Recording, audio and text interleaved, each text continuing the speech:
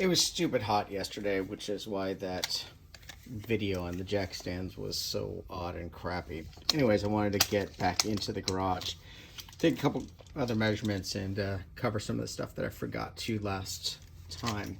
Anyways, on the pad, I was talking about the pad head length for the jack stand. Just kind of want to give you some measurements right there, as well as, we're talking about this pin. Get the measurements of the pin.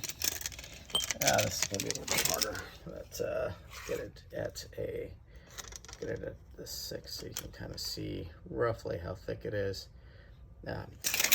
Anyways, yeah, definitely a little more, a little stronger than just the traditional jack stand. One of the things I wanted to say is these, you can actually switch the direction, so you can get the little V in the pad different ways depending on how you're set up. I can't really imagine that's going to make too big of a difference because it's a square jack stand. It's a 10-inch by 10-inch base. Again, 22 tons, which, I mean, good luck. None of us are carrying that much.